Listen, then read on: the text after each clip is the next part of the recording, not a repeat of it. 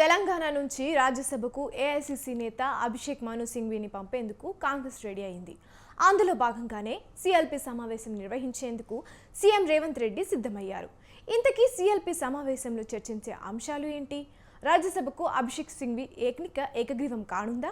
Watch this story.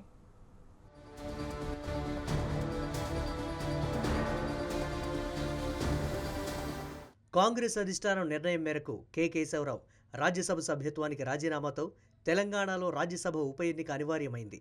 దీంతో AICC అధికార ప్రతినిధి అభిషేక్ మను సింఘ్వీ పేరును ఏఐసీసీ ప్రధాన కార్యదర్శి కెసి వేణుగోపాల్ అధికారికంగా ప్రకటించారు. ఈ ప్రకటనతో రాజ్యసభపై ఆశలు పెట్టుకున్న సీనియర్ కాంగ్రెస్ నేతలకు నిరాశే మిగిలింది. అనంతరం ఇటీవల ఢిల్లీ పర్యటనలో సీఎం రేవంత్ రెడ్డి అభిషేక్ సింఘ్వీ పరిచయ కార్యక్రమం జరిగింది. రాజ్యసభ ఎంపీ కాబోతున్న సింఘ్వీకి సీఎం రేవంత్ శుభాకాంక్షలు చెప్పారు. అభిషేక్ సింఘ్వీ హిమాచల్ ప్రదేశ్కు చెందిన కీలక నేత.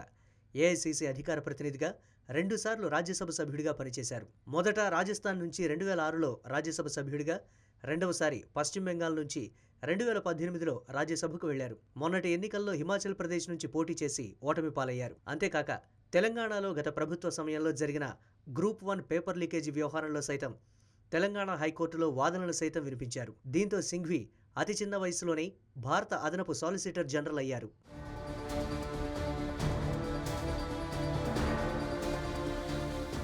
ఎమ్మెల్యే కోట రాజ్యసభ కావడంతో కాంగ్రెస్ పార్టీకి అధిక ఎమ్మెల్యేలు ఉండటం, దీంతో సింఘ్వీ రాజ్యసభ ఎన్నిక ఏకగ్రీవం కానుంది. ఆగస్టు 18న తెలంగాణ పర్యటనకు అభిషేక్ మను సింఘ్వీ రానున్నారు. అదే రోజు సీఎల్పీ సమావేశాన్ని నానక్రామ్గూడ షెరటాన్ ప్రైవేట్ హోటల్లో నిర్వహించనున్నారు.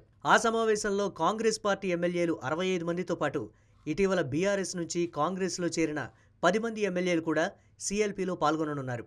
వీరితో పాటు లోక్సభ సభ్యులు, 2 రాజ్యసభ సభ్యులు, ఇటీవల బీఆర్ఎస్ నుంచి కాంగ్రెస్లో చేరిన 6 ఎమ్మెల్సీలు, కాంగ్రెస్ ఎమ్మెల్సీలు 4, గవర్నర్ కోట ఎమ్మెల్సీలు కోదండరాం, అమీర్ అలీ ఖాన్, పార్లమెంట్ ఎన్నికలకు ముందు కాంగ్రెస్లో చేరిన దామోదర్ రెడ్డి, పట్నం మహేందర్ రెడ్డి పాల్గొననున్నారు. అంతేకాక ప్రభుత్వ సలహాదారులు కేశవరావు, వేణుగోపాల్, షబ్బీర్ అలీ, వేం నరేందర్ రెడ్డి, కాంగ్రెస్ పార్టీ వర్కింగ్ ప్రెసిడెంట్లు పాల్గొననున్నారు. మొత్తం మీద దాదాపు 200కు పైగా సభ్యులు ఈ సమావేశానికి హాజరు కానున్నారు. వీరందరినీ కాంగ్రెస్ రాజ్యసభ అభ్యర్థి అభిషేక్ సింఘ్వీకి సీఎం రేవంత్ రెడ్డి పరిచయం చేయనున్నారు. అనంతరం సీఎల్పీ సమావేశంలో ఎమ్మెల్యేలు ఏకవాక్య తీర్మానం చేసి ఆమోదించనున్నారు.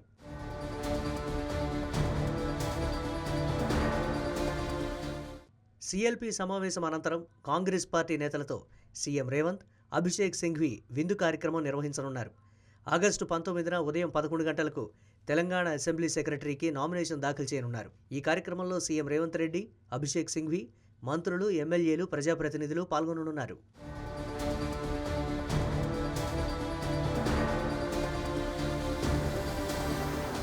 తెలంగాణలో కాంగ్రెస్ పార్టీకి ఎక్కువ మంది ఎమ్మెల్యేలు ఉండడంతో అభిషేక్ సింఘ్వీ రాజ్యసభ ఎన్నిక ఏకగ్రీవం అవుతుంది. దీంతో ప్రతిపక్ష పార్టీలు పోటీ పడేంత ఎమ్మెల్యేల సంఖ్యాబలం లేకపోవడంతో ఎన్నికకు దూరంగా ఉన్నాయి. రాజ్యసభకు నామినేషన్ చివరి తేదీ ఆగస్టు 21తో ముగియనుంది. ఒకవేళ అభిషేక్ మను సింఘ్వీ ఒక్కరే నామినేషన్ దాఖలు చేస్తే 22న అభిషేక్ సింఘ్వీ అధికారికంగా రాజ్యసభకు ఎన్నికైనట్లు కేంద్ర ఎన్నికల సంఘం ప్రకటించనుంది.